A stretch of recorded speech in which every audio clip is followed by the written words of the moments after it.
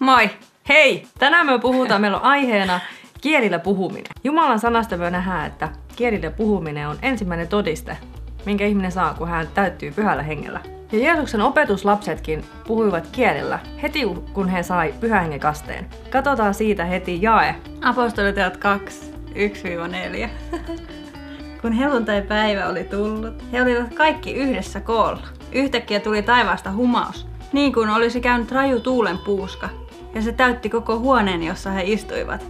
He näkivät ikään kuin tulisia kieliä, jotka jakautuivat ja laskeutuivat heidän itse kunkin päälle.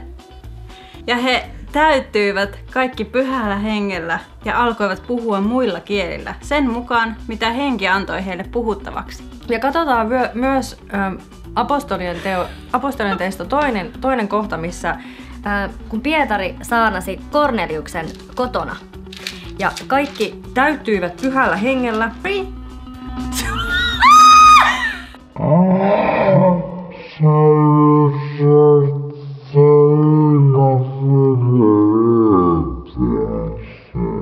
Se katsi mennä ottaa ne pois, ne on ihan hirveä punainen.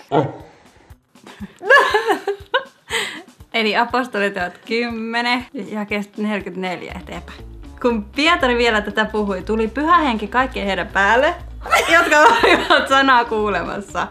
Kaikki ne uskovat, jotka olivat ympäri leikattuja ja olivat tulleet Pietarin mukana, hämmästyivät sitä, että pyhän hengen lahja vuodatettiin myös pakanoiden päälle, sillä he kuulivat heidän puhuvan kielillä ja ylistävän Jumalaa. Me nähdään tässä, että kielillä puhuminen oli myös todistukseksi näille vastakääntyneille, että he oli saanut pyhän hengen kasteen. Kun uskova täyttyy pyhällä hengellä, niin hän saa saman tien kielillä puhumisen lahjan, niin kuin me justiin noista jakeista luettiin. Se voi myös olla todistuksena sinulle, että sinä olet saanut pyhän hengen kasteen.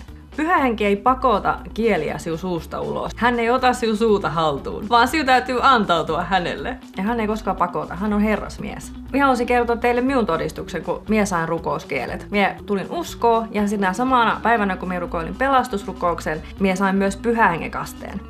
Minä olin seurakunnassa silloin ja nämä johtajat pisti heidän kädet mun päälle ja me sain pyhän hengen kasteen. En saanut siinä hetkessä, ei tullut kieliä, mutta sitten kun menin kotia ja olin jo ollut varmaan uskossa muutaman viikon ja luin materiaalia, että hei, nämä kielet kuuluu uskoville. Rukouskielet. Ja otin ne uskossa vastaan ja se oli vaan päätös, että minä päätin avata suun ja antautua pyhälle hengelle ja ne kielet alkoi tulla. Ja muista se alkoi ihan niin kuin vauva alkaa puhumaan ja sieltä alkoi tulemaan 1 tai 2 sanaa. Ja minä tajusin, että ne tulee sieltä hengestä, ne ei tule täältä päästä, vaan ne tulee täältä hengestä. Se kun antaudut puhumaan niille kielillä, niin niitä alkaa tulla enemmän ja enemmän. Ja miten sinulla sitten? Miten se sinulla tapahtui? No minä olin katsellut tätä minun siskon toimintaa. Ja vähän ihmetellyt muutenkin. Enkä sitten sen enempää miettinyt edes, että haluuks mie niitä vai en. Mutta sitten kun me meni kasteelle, niin sen kautta sama tie, kun oli kastettu, niin sen jälkeen rukoiltiin pyhän hengen ja tuli kastetta. Ja me oltiin sinne vastaan. Ja sitten se alkoi tulla kieliä minun sisimmästä. Ja minä puhuin ne ulos. Aamen. Ei täältä, vaan täältä. Ja kielillä rukoileminen on lahja Jumalalta.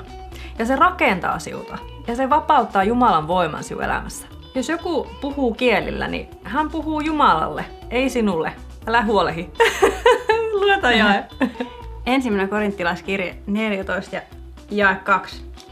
Kielillä puhuva ei näet puhu ihmisille, vaan Jumalalle. Häntä ei ymmärrä kukaan, sillä hän puhuu salaisuuksia hengessä. Kielillä puhuminen on lahja Jumalalta, ja sinä saat rakentaa sillä sen kautta itseäsi.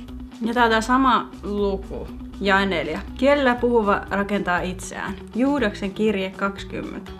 Mutta te, rakkaani, rakentakaa itsenne pyhimmän uskonne perustukselle ja rukoilkaa pyhässä hengessä. Eli silloin kun sinä rukoilet pyhässä hengessä, eli kielillä, sinä rakennat itseäsi. Aamen. Aamen. Ja kielillä rukoilu on Uuden testamentin esirukousta.